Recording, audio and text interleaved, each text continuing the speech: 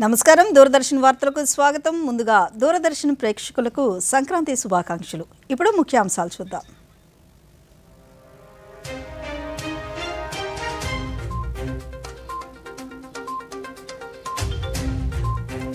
శాస్త్రీయ దృక్పథం ఉన్న యువతే దేశ భవిష్యత్ అన్న రాష్ట్రపతి ద్రౌపది ముర్ము.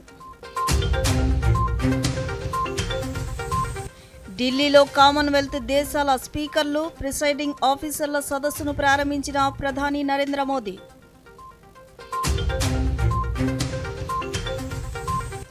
దేశవ్యాప్తంగా మకర సంక్రాంతి వేడుకలు, ప్రధాని నివాసంలో సంక్రాంతి సంబరాలు.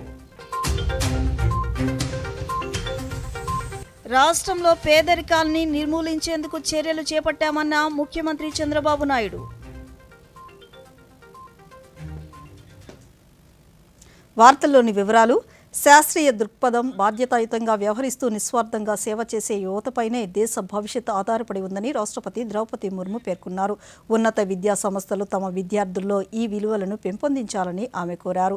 అమృత్సర్లోని గురునానక్ దేవ్ యూనివర్సిటీ స్నాతకోత్సవంలో పాల్గొన్న రాష్ట్రపతి విద్యార్థులకు డిగ్రీ పట్టాలను అందించారు. ఈ సందర్భంగా ముర్ము మాట్లాడుతూ, విద్య పూర్తయిన తర్వాత విద్యార్థులు వివిధ మార్గాల్లో తమ ప్రయాణాలను ప్రారంభిస్తారని, ఏ రంగాన్ని వారు అందుకున్నా నిరంతరం నేర్చుకోవాలనే ఆలోచన, నైతిక విలువలు, నిజాయితీకి కట్టుబడి ఉండడం వంటి లక్షణాలు వారిని మంచి ప్రొఫెషనల్గా మాత్రమే కాకుండా బాధ్యతాయుతమైన పౌరులుగా మారుతాయని అన్నారు. మార్పును స్వీకరించే ధైర్యం, వైఫల్యాల నుంచి నేర్చుకుని ముందుకు సాగాలనే సంకల్పాలను విద్యార్థులు పెంచుకోవాలని అన్నారు.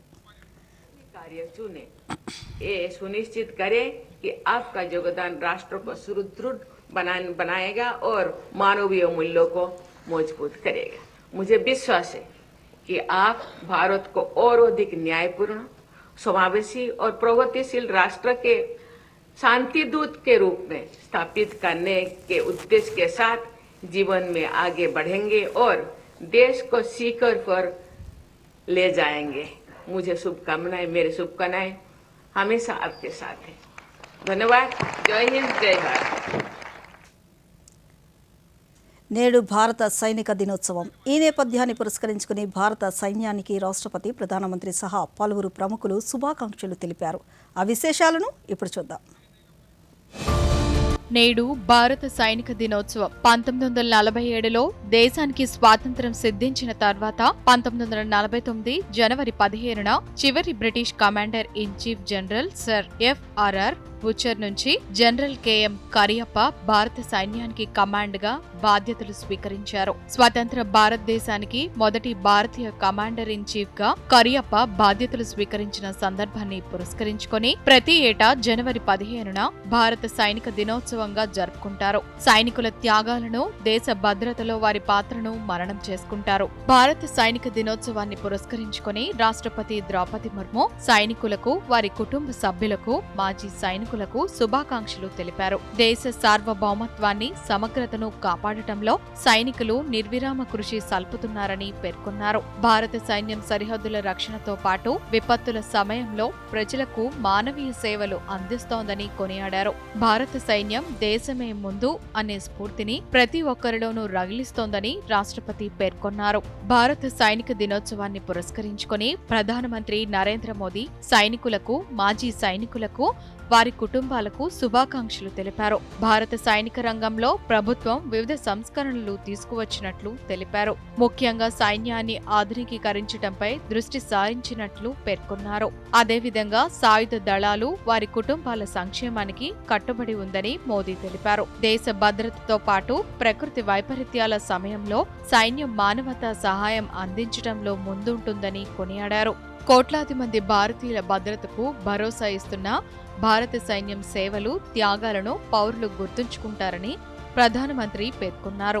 అసమాన ధైర్య పరాక్రమాలను చాటి చెబుతున్న భారత సైనిక సిబ్బందికి, వారి కుటుంబాలకు ఆర్మీ దినోత్సవం సందర్భంగా శుభాకాంక్షలు తెలియజేస్తున్నానని రక్షణ శాఖ మంత్రి రాజ్నాథ్ సింగ్ పేర్కొన్నారు. దేశ సార్వభౌమత్వాన్ని, సమగ్రతను కాపాడటంలో సైనికుల అజేయ ధైర్య సాహసాలకు, అత్యున్నత త్యాగానికి, అచంచల నిబద్ధతకు దేశం వందనం చేస్తోందని పేర్కొన్నారు. దేశ సరిహద్దుల్లో అప్రమత్తంగా ఉంటూ సంక్షోభ సమయాల్లో మానవతా సేవ ద్వారా భారత సైన్యం ప్రపంచవ్యాప్తంగా గౌరవాన్ని పొందిందని తెలిపారు. భారత సైన్యంలోని సిబ్బందికి, వారి కుటుంబాలకు సైనిక దినోత్సవాన్ని పురస్కరించుకొని కేంద్ర హోంశాఖ మంత్రి అమిత్ షా శుభాకాంక్షలు తెలిపారు. సైనికుల పరాక్రమం భారత చరిత్ర పుటలలో ఎల్లప్పుడూ ప్రతిధ్వనిస్తూనే ఉంటుందన్నారు. భారతీయుల్లోని దేశభక్తిని రగిలిస్తున్నదని పేర్కొన్నారు. విధి నిర్వహణలో సర్వస్వం అర్పించిన సైనికులకు ఈ దేశం అంజలి ఘటిస్తోందని అమిత్ షా పేర్కొన్నారు. ఏక్ భారత్ శ్రేష్ఠ భారత్ స్ఫూర్తిని బలపరచడంలో కాశీ తమిళ్ సంగమం పోషిస్తున్న పాత్రను ప్రధానమంత్రి నరేంద్ర మోదీ కొనియాడారు. ఈ సందర్భంగా మోదీ కాశీ తమిళ్ సంగమం ఏక్ భారత్ శ్రేష్ఠ భారత్కు నివాళి అనే శీర్షికతో ఒక ప్రత్యేక బ్లాగును కూడా రాశారు. ప్రధాని సామాజిక మాధ్యమంలో స్పందిస్తూ ఇటీవల సోమనాథ్లో జరిగిన సోమనాథ్ స్వాభిమాన్ పర్వ్ సందర్శన సమయంలో ప్రజలు కాశీ తమిళ్ సంగమం, సౌరాష్ట్ర తమిళ్ సంగమం వంటి కార్యక్రమాలపై ఎంతో సానుకూలంగా స్పందించారని, ఆ ప్రేరణతోనే ఈ ఆలోచనను పంచుకుంటున్నానని ప్రధాని తెలిపారు.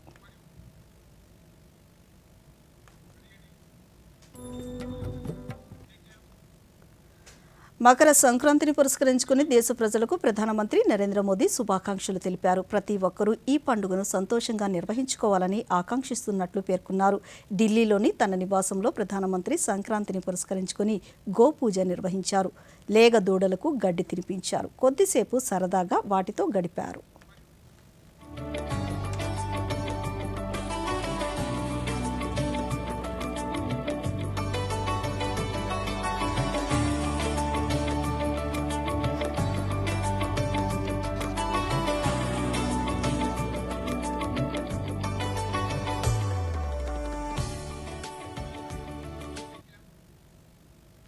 మకర సంక్రాంతి సందర్భంగా గంగా నది పరివాహక ఘాట్లలో పెద్ద సంఖ్యలో ప్రజలు పవిత్ర స్నానాలు ఆచరించారు. ప్రయాగ్రాజ్లో జరుగుతున్న మాఘ్ మేళాలో పెద్ద ఎత్తున భక్తులు పాల్గొన్నారు. దేశవ్యాప్తంగా ఉన్న వివిధ రాష్ట్రాల నుంచి 21 లక్షల మంది వరకు ఇక్కడి ఘాట్లలో పవిత్ర స్నానాలు ఆచరించారు. గంగా నది పరివాహక హరిద్వార్, వారణాసి పట్టణాల్లో కూడా పెద్ద ఎత్తున ప్రజలు వేకువజాము నుంచే నది స్నానాలు ఆచరిస్తున్నారు. ప్రయాగ్రాజ్లో జరుగుతున్న మాఘ్ మేళాకు 10,000 మంది పోలీసులతో బందోబస్తు ఏర్పాటు చేశారు. భక్తులకు సౌకర్యం కోసం 25,000 శౌచాలయాలను నిర్మించారు.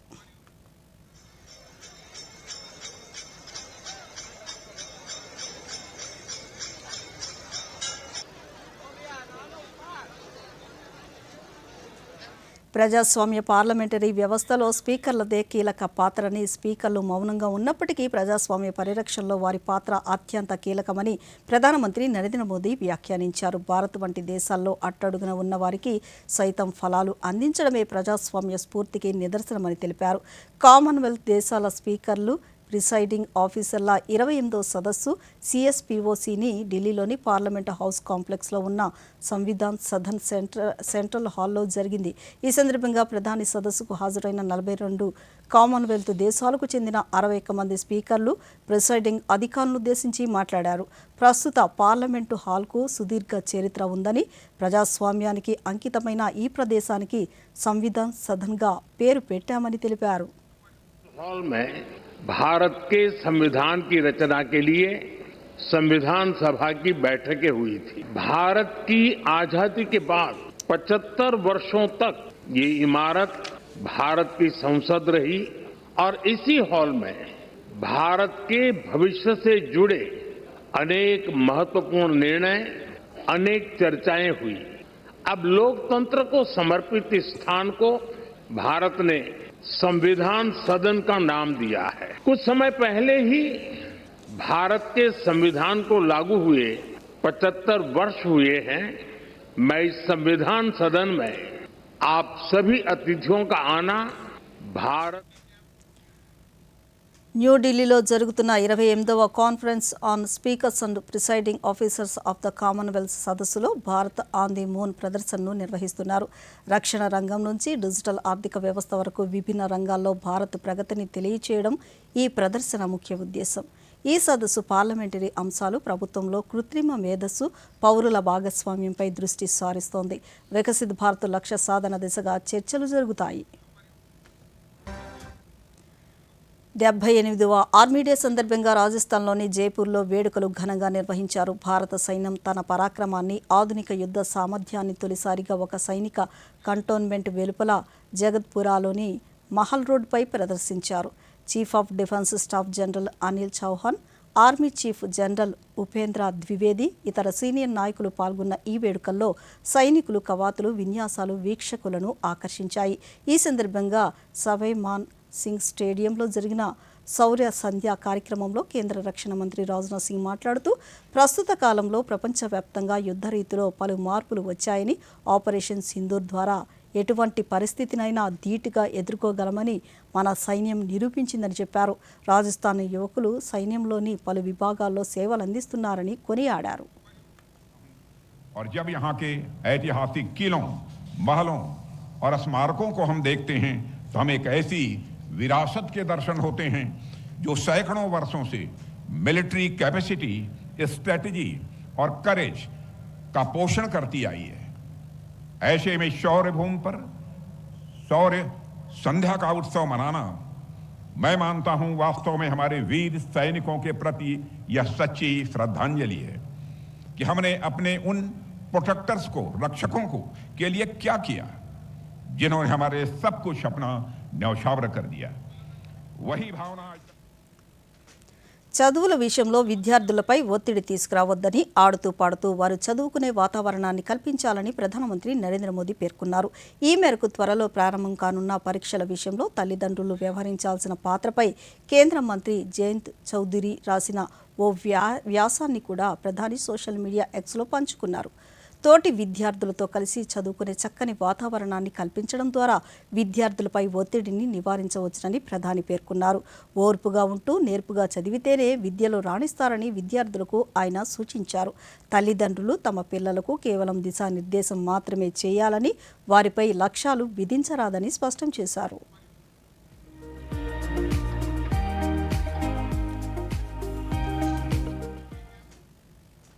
దేశంలో ఇప్పటికే పలు అమృత్ భారత్ ఎక్స్ప్రెస్ రైళ్లను నడుపుతున్న రైల్వే శాఖ తాజాగా మరికొన్ని రైళ్లను పట్టాలెక్కించేందుకు రంగం సిద్ధం చేస్తోంది. త్వరలోనే 9 కొత్త రైళ్లను అమృత్ భారత్ ఎక్స్ప్రెస్లను ప్రారంభించనున్నట్లు రైల్వే శాఖ మంత్రి అశ్విని వైష్ణవ్ ఇటీవల ప్రకటన చేశారు. ఈ నేపథ్యాన్ని పురస్కరించుకుని ప్రధానమంత్రి నరేంద్ర మోదీ హర్షం వ్యక్తం చేశారు. కొత్త అమృత్ భారత్ రైళ్ల రాకతో రైలు ప్రయాణికులకు మరిన్ని సౌకర్యాలు అందుబాటులోకి వస్తాయన్నారు. అదేవిధంగా దేశవ్యాప్తంగా పలు ప్రాంతాల మధ్య కనెక్టివిటీ మరింత పెరుగుతుందని తెలిపారు. రైల్వే శాఖ నిర్ణయంతో అనేక ప్రయోజనాలు చేకూరుతాయని పేర్కొన్నారు. ఈ మేరకు సామాజిక మాధ్యమం ఎక్స్లో ప్రధాని పోస్ట్ చేశారు.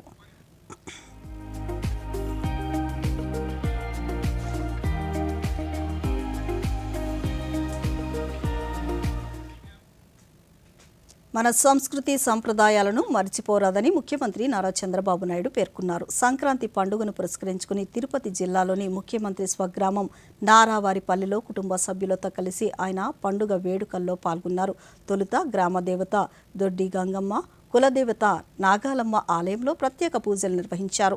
అదేవిధంగా చంద్రబాబు తల్లిదండ్రులు ఖర్జూర నాయుడు, అమ్మాణమ్మ సమాధుల మధ్య నివాళులర్పించారు. ఈ సందర్భంగా ముఖ్యమంత్రి మాట్లాడుతూ, తెలుగువారి సంస్కృతి సాంప్రదాయాలు గొప్పవని, ప్రతి ఒక్కరూ వాటిని పరిరక్షించాలని సూచించారు.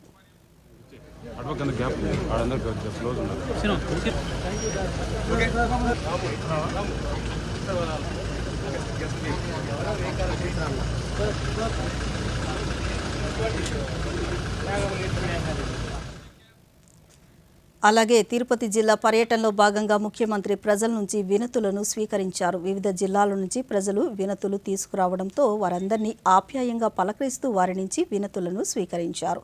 వినతులను త్వరితగతిన పరిష్కరించాలని కలెక్టర్ను ఆదేశించారు. దివంగత ముఖ్యమంత్రి నందమూరి తారక రామారావు దంపతుల విగ్రహాలకు నివాళులర్పించారు. అనంతరం ముఖ్యమంత్రి మీడియాతో మాట్లాడుతూ, రాష్ట్రంలో పేదరికాన్ని నిర్మూలించేందుకు చర్యలు చేపట్టామన్నారు. అందులో భాగంగా P4 కార్యక్రమాన్ని అమలు చేస్తున్నామని, 10 లక్షల మందిని ఈ పథకం కింద తీసుకొచ్చామన్నారు. 2026 సంవత్సరం చివరి నాటికి ప్రభుత్వ ఆసుపత్రుల్లో సంజీవిని ప్రాజెక్టును ప్రారంభిస్తామని ముఖ్యమంత్రి ఈ సందర్భంగా పేర్కొన్నారు. అక్కడి నుంచి ప్రారంభించారు.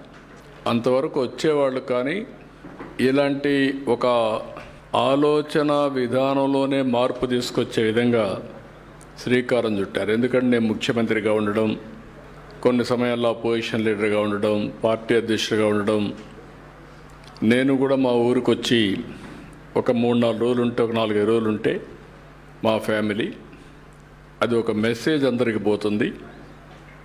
గడిచిన 5 సంవత్సరాల నుంచి చాలామంది మేము చాలాసార్లు వచ్చాం, కానీ చాలామంది రావడం కూడా భయపడ్డారు. అలాంటి సందర్భాలు కూడా చూసాం. ఇప్పుడు మళ్ళీ ఈ సంవత్సరం అయితే ఎక్కడికక్కడ చాలా ఉత్సాహంగా వచ్చారు. ఈ కార్యక్రమం యొక్క ముఖ్యమైన ఉద్దేశం, మనం పుట్టిన ప్రాంతం మన జన్మభూమి. ఈ జన్మభూమిని ఎవరు కూడా మర్చిపోవడానికి వీలు లేదు. మనం పుట్టిన ప్రాంతం అనేక కారణాల వల్ల, ఇంకా మనతో పుట్టిన వాళ్ళు అక్కడికక్కడే చాలా ఇబ్బందుల్లో ఉన్నారు. బంధువులు కావచ్చు, మిత్రులు కావచ్చు, గ్రామస్తులు కావచ్చు, అందరూ కూడా ఇబ్బందుల్లో ఉన్నారు. అలాంటి సమయంలో మనకు తోచిన విధంగా మనం కూడా అసోసియేట్ అయ్యి, కొంతమంది ఏమీ చేయలేకపోయినా వచ్చిపోతే ఒక నమ్మకం వస్తుంది. చేయగలిగిన వాడు సహాయం చేస్తే ఇటీవల కాలంలో అదే పిలిపించాం P4. ఇప్పుడు చిన్న విరామం తీసుకుందాం.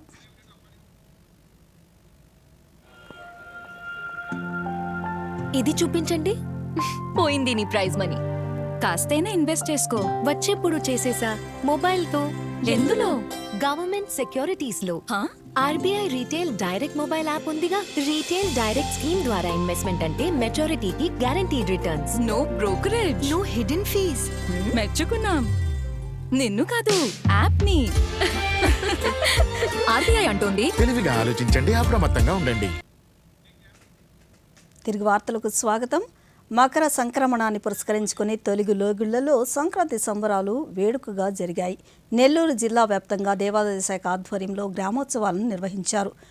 గరుడ మహోత్సవంలో విష్ణు రూపాలు, నందీశ్వర వాహనంలో విష్ణు రూపాలకు ఊరేగింపు నిర్వహించారు. భక్తులు పెద్ద సంఖ్యలో పాల్గొని నైవేద్యాలు సమర్పించారు. ఈ సందర్భంగా ఒడిగాని తోటలో నిర్వహించిన పెద్దల పండుగలో రాష్ట్ర పురపాలక శాఖ మంత్రి పొంగూరు నారాయణ పాల్గొన్నారు. ఏళ్ల తరబడి సంక్రాంతి రోజున పెద్దలను స్మరించుకుంటూ జరిగే ఈ కార్యక్రమానికి వచ్చేవారికి తగిన సౌకర్యాలు కల్పించామన్నారు. పెద్దవాళ్ళైనా చిన్నవాళ్ళైనా, ఎంత గొప్పవాళ్ళైనా, ఎంత కోటీసులైనా, ఒక చిన్న కూలివాడైనా ప్రతి ఒక్కరూ వాళ్ళ పెద్దలకి, చనిపోయిన పెద్దలకు పెట్టుకోవడం మన ఆచారం, మన సంస్కృతి. ఆ నేపథ్యంలో నెల్లూరులో ఉన్న బొడిగోడ తోట ఏదైతే ఉందో, ఇక్కడ అనేక సమాధులు ఉన్నాయి. ఇక్కడికి వాళ్ళ కుటుంబ సమేతంగా వచ్చి వారందరూ యాక్చువల్గా కుటుంబ సమేత కలవటం అది సాంప్రదాయంగా వస్తుంది.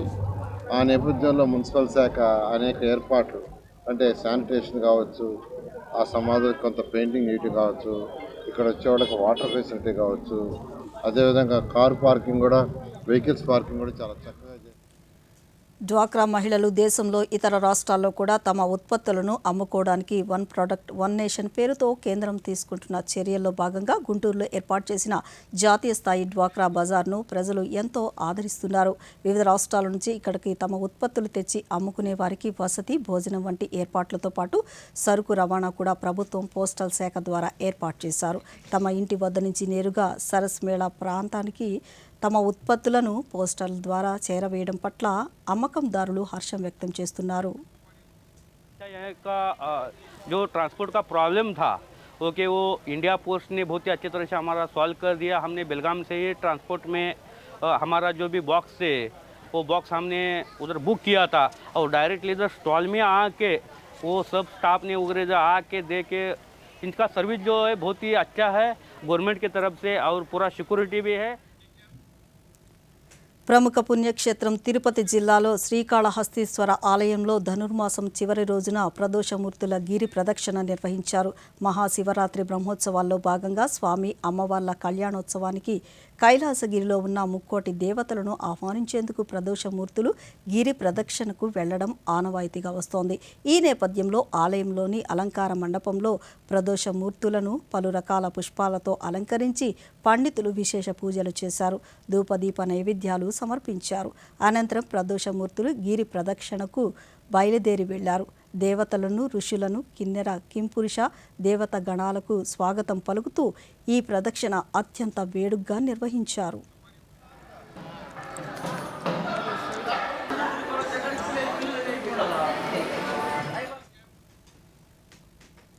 దేశంలో సూక్ష్మ, చిన్న, మధ్యతరహా పరిశ్రమల రంగాన్ని మరింత బలోపేతం చేసేందుకు నీతి ఆయోగ్ కీలక ప్రతిపాదనను సిద్ధం చేసింది. వివిధ మంత్రిత్వ శాఖల పరిధిలో ఉన్న ఒకే రకమైన పథకాలను విలీనం చేయడం ద్వారా పనితీరును మెరుగుపరచాలని నీతి ఆయోగ్ సూచించింది. దీనివలన నిధుల వృధా తగ్గి లబ్ధిదారులకు పథకాలు సులభంగా చేరువవుతాయని తెలిపింది. సికింద్రాబాద్ పరేడ్ గ్రౌండ్లో ప్రారంభమైన అంతర్జాతీయ కైట్ స్వీట్ ఫెస్టివల్కు జనం తరలి వస్తున్నారు. తెలంగాణ పర్యాటక శాఖ ఆధ్వర్యంలో జరుగుతున్న ఈ కార్యక్రమంలో 15 రాష్ట్రాలకు చెందిన 55 మంది కైట్ ఫ్లయర్లు పాల్గొని అద్భుతమైన గాలిపటాలను ఎగురవేస్తున్నారు. థాయిలాండ్లో జరిగిన ఘోర రైలు ప్రమాదంపై ఆ దేశ ప్రభుత్వానికి భారత్ ఈరోజు తన సంతాపాన్ని తెలియజేసింది. భారత విదేశాంగ శాఖ ఈ మేరకు సామాజిక మాధ్యమంలో ఒక పోస్ట్ చేసింది. నకాన్ రటిస్మా ప్రాంతంలో జరిగిన ప్రమాదంలో ప్రాణాలు కోల్పోయిన వారికి తన ప్రగాఢ సానుభూతిని భారత్ తెలియజేసింది. క్షతగాత్రులు త్వరగా కోలుకోవాలని ఆకాంక్షించింది. నిర్మాణంలో ఉన్న క్రేన్ ప్రమాదవశాత్తు ప్యాసింజర్ రైలుపై పడిపోవడం వలన ఈ ప్రమాదం సంభవించింది. 32 మంది ప్రాణాలు కోల్పోగా 66 మంది గాయపడ్డారు. సహాయక చర్యలు కొనసాగుతున్నాయి.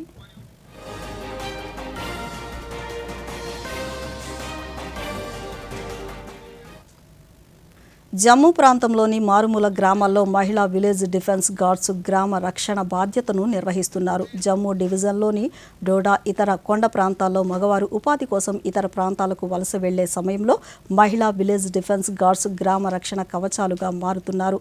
అక్కడే ఆడవారికి భారత సైన్యం, జమ్మూ కాశ్మీర్ పోలీసులు ఆయుధాలను వాడడంలో, పెట్రోలింగ్ నిర్వహించడంలో ప్రత్యేక శిక్షణ ఇచ్చారు. లైన్ ఆఫ్ కంట్రోల్, అంతర్జాతీయ సరిహద్దులకు సమీపంలో ఉండే ఈ గ్రామాల్లో వారు నిరంతరం నిఘా బాధ్యత వహిస్తున్నారు. 1990వ దశకం నుంచి ప్రారంభమైన ఈ వ్యవస్థ గ్రామాల్లోని పౌరులే తమను తాము రక్షించుకునేలా, ముఖ్యంగా పురుషులు ఇంట్లో లేని సమయంలో మహిళలే గ్రామ రక్షణ కవచాలుగా మారుతున్నారు.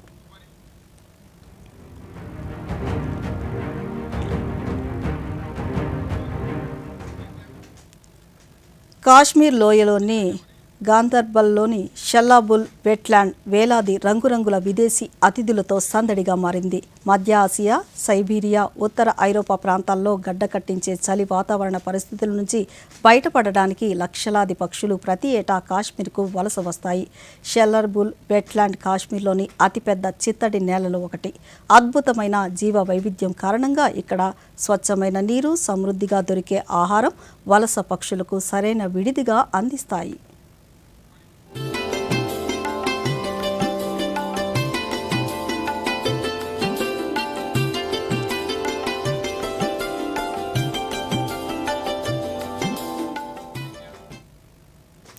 అంతర్జాతీయ అంతరిక్ష కేంద్రంలో ఉన్న వ్యోమగామికి తీవ్రమైన అనారోగ్య సమస్య తలెత్తడంతో ముందుగా నిర్ణయించిన షెడ్యూల్ కంటే ముందే space X crew dragon capsule భూమికి తిరిగి వచ్చింది. పసిఫిక్ మహాసముద్రంలో ఈ క్యాప్సిల్ సురక్షితంగా ల్యాండ్ అయింది. మిషన్ మధ్యలో ఒక వ్యోమగామి ఆరోగ్యం క్షీణించడంతో నాసా, స్పేస్ ఎక్స్ కలిసి తక్షణమే వారిని భూమికి తీసుకురావాలని నిర్ణయించారు. సాధారణంగా ఇటువంటి యాత్రలు నెలల తరబడి కొనసాగుతాయి. కానీ ప్రాణాపాయం ఉండకూడదని నిర్ణయం తీసుకున్నారు. వాతావరణంలోకి తిరిగి ప్రవేశించినప్పుడు విపరీతమైన వేడిని తట్టుకుని పారాచూట్ల సహాయంతో క్యాప్సిల్ సముద్రంలో మెల్లగా దిగింది.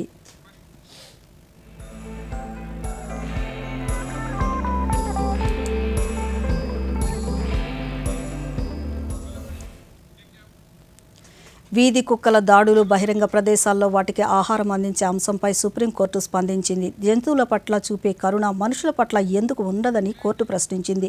వీధి కుక్కల దాడిలో ఒక చిన్నారి ప్రాణాలు కోల్పోతే దానికి ఎవరు బాధ్యత వహిస్తారని కోర్టు ప్రశ్నించింది. బహిరంగ ప్రదేశాల్లో కుక్కలకు ఆహారం ఇచ్చే సంస్థలు, వ్యక్తుల ప్రవర్తనను కోర్టు తప్పుబట్టింది.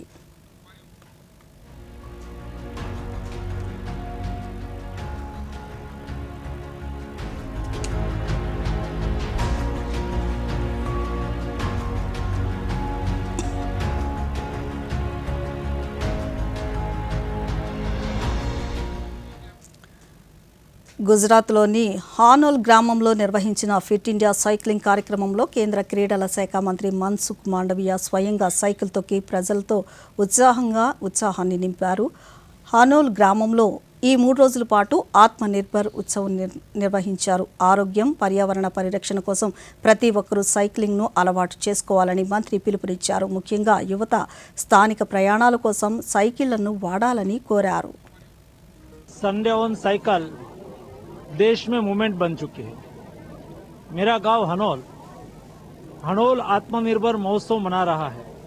मेरे गांव में सभी परिवार में सभी घर में साइकिल है और इसलिए आज आत्मनिर्भर हनोल महोत्सव में भी सब लोगों ने साइकिलिंग करके स्वास्थ्य ప్రధానమంత్రి నరేంద్ర మోదీ తన మనసులోని భావాలను దేశ ప్రజలతో పంచుకునే మన్ కీ బాత్ కార్యక్రమం 130వ సంచిక ఈ నెల 25వ తేదీ ఆదివారం ఉదయం 11 గంటలకు ప్రసారమవుతుంది. ప్రజలు తమ అభిప్రాయాలను నమో యాప్ ద్వారా గానీ స్వర సందేశమైతే 1800111780 నెంబర్కు ఈ నెల 23వ తేదీలోగా పంపించవచ్చు. అలాగే www.mygov.in వెబ్సైట్ ద్వారా గానీ 1922 నెంబర్కు మిస్డ్ కాల్ ఇవ్వడం ద్వారా తిరిగి మన మొబైల్కు వచ్చే సంక్షిప్త సందేశంలోని లింక్ ద్వారా కూడా అభిప్రాయాలను తెలియచేయవచ్చు. ఆకాశవాణి సమన్వయంతో దూరదర్శన్ ఛానల్ మన్ కీ బాత్ కార్యక్రమాన్ని ప్రసారం చేస్తాయి.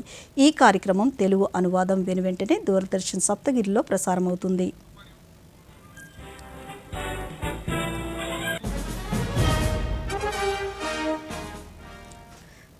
రాష్ట్రంలో చలి తీవ్రత స్వల్పంగా తగ్గి పగటి ఉష్ణోగ్రతలు పెరిగాయని వాతావరణ శాఖ వెల్లడించింది. కొన్ని ప్రాంతాల్లో చలిగాలుల ప్రభావం తగ్గిందని, ఉత్తర కోస్తా, యానం, దక్షిణ కోస్తా, రాయలసీమ ప్రాంతాల్లో పొడి వాతావరణం నెలకొందని వాతావరణ శాఖ తెలిపింది. గడిచిన 24 గంటల గణాంకాలను పరిశీలిస్తే నంద్యాలలో గరిష్టంగా 33 డిగ్రీల ఉష్ణోగ్రతలు నమోదు కాగా కళింగపట్నంలో కనిష్టంగా 15 డిగ్రీల ఉష్ణోగ్రత నమోదైంది.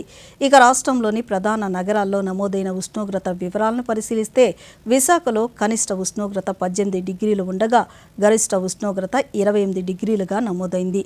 రాజధాని ప్రాంతం అమరావతిలో కనిష్ట ఉష్ణోగ్రత 21 డిగ్రీలు, గరిష్ట ఉష్ణోగ్రత 32 డిగ్రీలుగా కొనసాగుతుంది. కర్నూలులో కనిష్ట ఉష్ణోగ్రత 20 డిగ్రీలు కాగా గరిష్ట ఉష్ణోగ్రత 33 డిగ్రీలుగా నమోదైంది. తిరుపతిలో కనిష్ట ఉష్ణోగ్రత 19 డిగ్రీలు మాత్రమే ఉండగా గరిష్ట ఉష్ణోగ్రత 32 డిగ్రీలుగా ఉంది.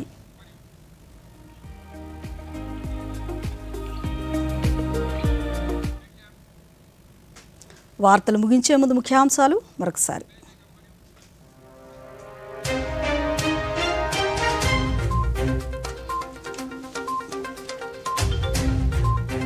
శాస్త్రీయ దృక్పథం ఉన్న యువతే దేశ భవిష్యత్ అన్న రాష్ట్రపతి ద్రౌపది ముర్ము.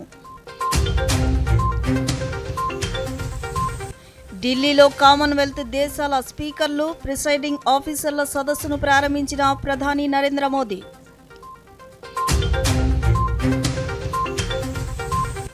దేశవ్యాప్తంగా మకర సంక్రాంతి వేడుకలు, ప్రధాని నివాసంలో సంక్రాంతి సంబరాలు. రాష్ట్రంలో పేదరికాన్ని నిర్మూలించేందుకు చర్యలు చేపట్టామన్న ముఖ్యమంత్రి చంద్రబాబు నాయుడు.